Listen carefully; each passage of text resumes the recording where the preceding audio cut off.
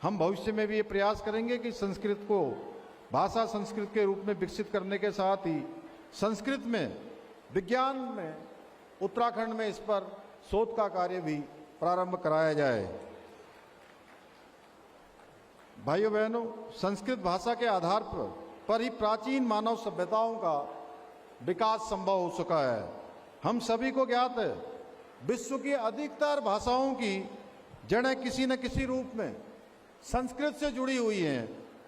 सनातन संस्कृति के इतिहास और वैदिक काल को देखें तो समस्त वेदों में, पुराणों में और उपनिषदों में की जो रचना है वो संस्कृत के द्वारा की गई है।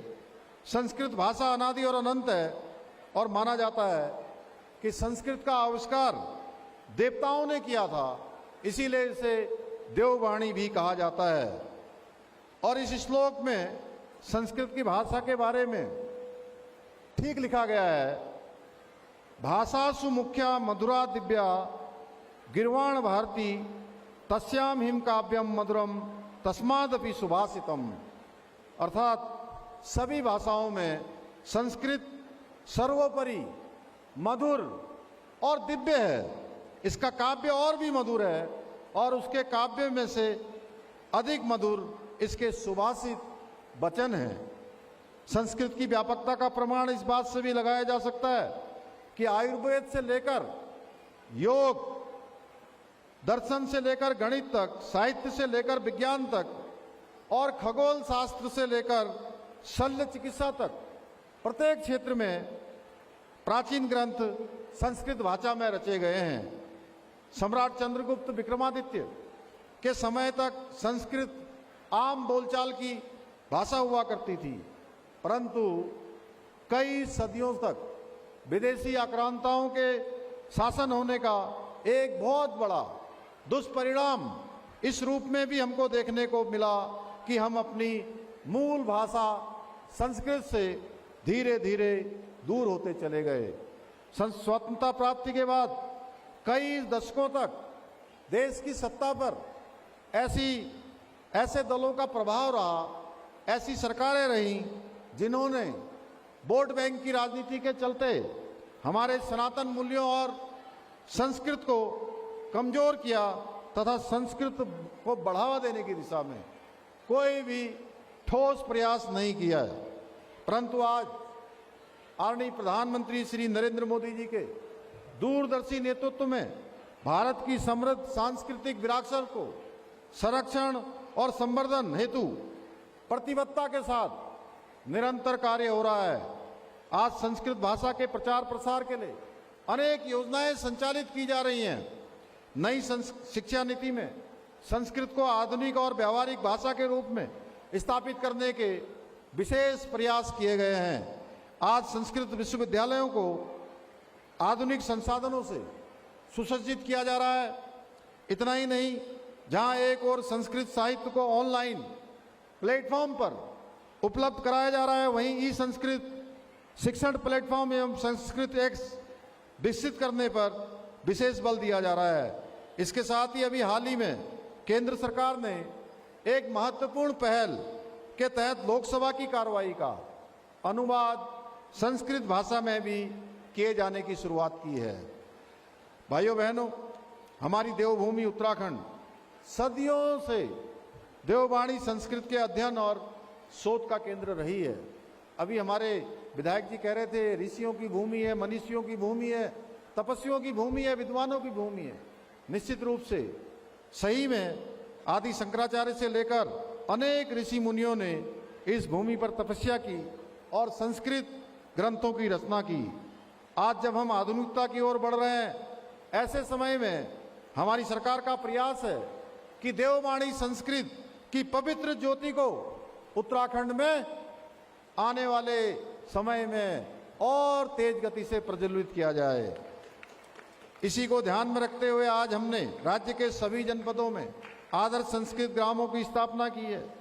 इन ग्रामों में लोग अपने दैनिक जीवन में संस्कृत का प्रयोग करेंगे, जिससे देववाणी पुनः हमारे जीवन में बोलचाल और व्यवहार और संवाद का हिस्सा बन सकेगी।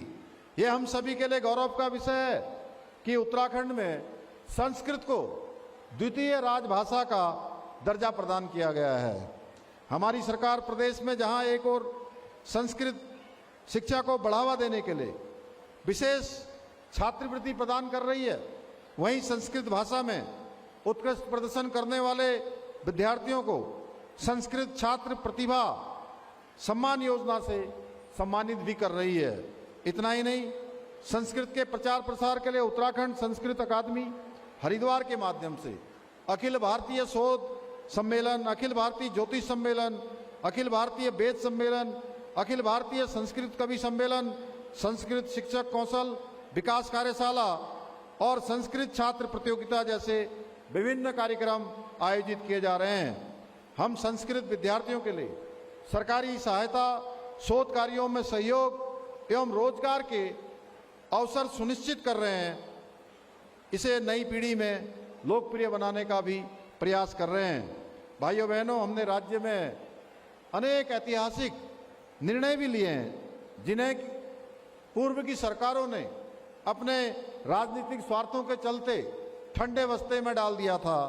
जहां हमने देश में सबसे पहले समान नागरिक संहिता का कानून लागू करने का ऐतिहासिक कार्य किया है, वहीं देश का सबसे प्रभावी नकल कानून हमने लागू किया है, जिसका परिणाम उत्तराखंड में पिछले 3.5-4 वर्षों में 24,000 से अधिक युवाओं ने सरकारी नौकरियां प्राप्त करने में सफलता हासिल की है।